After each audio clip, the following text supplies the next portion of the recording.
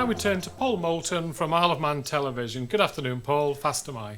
Hello there. I was hoping Dr. Hewitt would be with you today. A very important day to hear from her, really, but I understand she's not there. So I'll put this question to you. Are the medical advisors to CoMin 100% on board with the actions you're currently taking? Yes, they are indeed, Paul. I mean, David, you're in contact with them far more than I am. In terms of public health has been supportive, and public health has been at the Council of Ministers meetings when these decisions have been made. So Dr. Hewitt is on board? So the Director of Public Health has been involved in the decision-making process, and certainly she's not voiced to me concerns around where we're going. We have to remember everything that we do is a balance of risk, but the Director of Public Health has not opposed any of the measures that have been brought in. The medics too, though. Can we just be clear about this? This advice being given. The medical opinion is actually split, Paul, on all decisions. I'll be perfectly honest. There is a split in the medical opinion. Some medics don't think this is the right approach. Some think that it is, and that has been the same throughout the pandemic on every decisions that have made. There's some in the medical community who support certain decisions, and there's some that don't. You will remember during the main outbreak last year, there was one particular medic who took to social media, but there was other medics who were supportive of the approach. So it's not. I can't stand here and say it's 100% agreement, because that just wouldn't be true. But there are medics who support the route that we're taking. It's done on a balance of risk approach. And just the last part, that the medical director is on board? So in terms of the medical director herself, her views have been fed into the process. She does have differing views in some areas, and again, I've got to be perfectly honest on that, but we have to do things in Council of Ministers. We have to come to a conclusion listening to all individuals. So we have to listen to public health, we have to listen to the wider medical opinion, we have to listen to the medical director's opinion, but we also have to consider other things, because we're not just discussing the individual health of the nation. We have to look at figures around vaccination, we have to look at the economic impact and the social impact, and also the wider impacts of mental health and everything else, and from that Council of Ministers then comes to a view. Okay, and we're obviously seeing that in the UK that the wearing of masks continues in public transport, particularly in those sort of things. The government's putting on an event for Cavendish, albeit outside admittedly, but is this a risk that we should be taking, or everyone should be thinking carefully about going to any big events, be it inside, outside, with or without ventilation?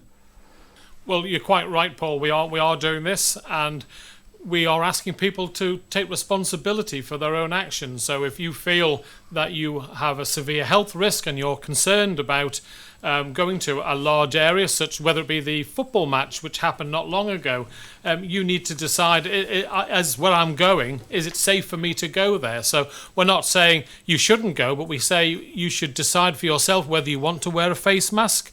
It's outside, so it's not going to be in a confined area where there's a greater chance of getting infection.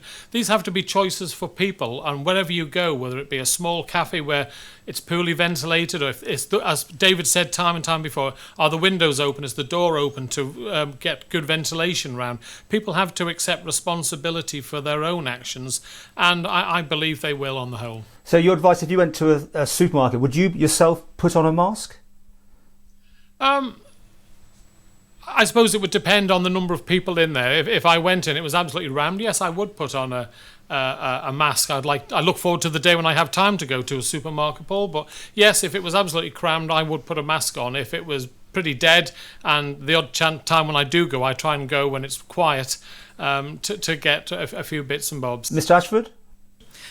Well, if you're in a superstore where there's a large volume of people, most definitely I, from this point on, will be wearing a mask, particularly if there's not ventilation. I don't believe it's a well-ventilated area. But again, this comes down to personal choice, Paul. People have to make their own assessments. So shops differ. Shops are like anything else, they differ. You'll have some that have very, very good ventilation, wide open spaces with not a lot of people. You'll have some that are very enclosed, and people need to make a judgment call. Personally, where it's a crowded space with very little ventilation, I personally will be using it. And that takes in buses and things like that as well, I'm taking it. You'd suggest on public transport?